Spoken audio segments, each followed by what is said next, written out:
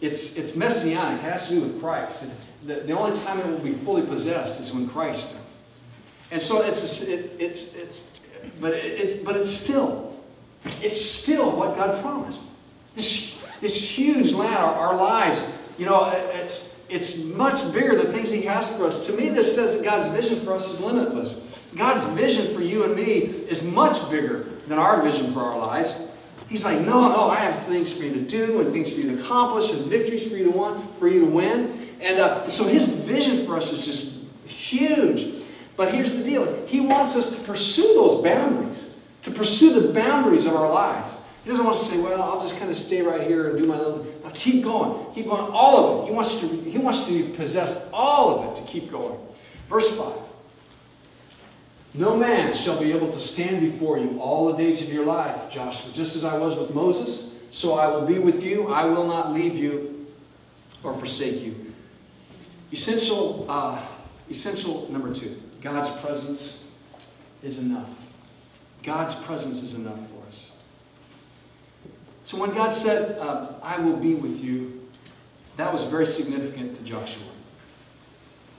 When God says, you know what, you're going to go in, you're going to lead, you're going to lead these people, you got 2 million strong, you're going to lead, and you're going to enter this new land, you got all kinds of stuff going on. You have an unknown, the enemies and the battles you'll have to face. This was significant to Joshua. And it should be significant for us. And why was it significant for Joshua? He valued, when God says, listen, Joshua, no man will be able to stand before you. I'm going to be with you. Because I won't leave you or forsake you. I will be with you. That meant something. His presence was actually going to go with him. And that meant something because he saw what God's presence did for Moses. I mean, he was there. All those times he'd go up the mountain, Joshua would go with him. I'm sure he'd have to wait somewhere, but he just saw how Moses was changed and how Moses was able to be effective. And I mean, he knew that there was something significant about God's presence. I love this little story. Here they are. They're camped around, and the tabernacle of the Lord is there. This is where God's presence, God's literal presence was. It was in this. It was in this tent, this covered thing, and all the people, the tribes, 3 tribes out that way, 3 tribes, 3 tribes, 3 tribes, all around, camped around this central area of God's presence. It's not like today where the presence of God is like anybody can experience the presence of God. This was when God said, "I'm going to dwell right here. I'm going to be right here," and so Moses, you come and meet with me, and then you tell the people. So Moses would go, and he would do. So anyway, just a little bit of theology. This is what happened when God said, "I'm going to dwell here," and Jesus. So then David and Solomon comes along and builds him a temple. This massive, beautiful thing. And in the temple, they take the Ark of the Covenant, where God's presence was, and they put it in the temple. And the worship is still there. There's one guy that goes in and he gets to experience the presence of God, the high priest. He goes into this big, massive temple way back in the Holy of Holies. He experienced God's presence. Well, the people, all the thousands and millions of people, they didn't get to experience God's presence like that. And then Jesus comes. Jesus comes along. And He dies on the cross. And that's where you read. And the curtain was torn. Okay, the curtain behind it, which was the presence of God. At the time Jesus died, that curtain was torn. And it symbolizes access. God's presence, the presence of Jesus, the presence of Christ, forgiveness and grace, access. Everybody has access to the presence of God. It's not just one person. It's not just the pastor. Everybody has access to God. Anyway, where did I go now? So, they're in the center thing, right? And millions of people surround, and they knew that's where Moses went to meet with God. So the people, it said the people would just like, they'd get up, they'd like, wow, there's Moses going to meet with God again. There's a big pillar of fire or a cloud, It's like, wow. Joshua was his assistant. He'd go with him. And the Lord would speak to Moses face to face as a man speaks with his friend. And Moses would return to the camp. But his young aide Joshua, son of Nun, did not leave the tent. It's like, oh no. I know this. I know the value of this. I know what the presence of God does. Same thing for us. The presence of God has to be enough for us. It's like God being with me, that's enough. That's enough. Essential number 3, verse 6. We'll keep moving on here. You're being good and attentive, okay? Wake up, shake yourself a little bit here. Be strong and of good courage, for to this people you shall divide as an inheritance the land which I swore to their fathers to give them. Essential number 3. You'd think it'd be courage, but no, that's a little bit later. Essential number 3 for the journey, for your journey in your life, is this, is that it's all about others.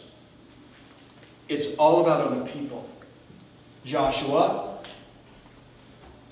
you will portion out, you will divide, distribute the land in this new territory to other people.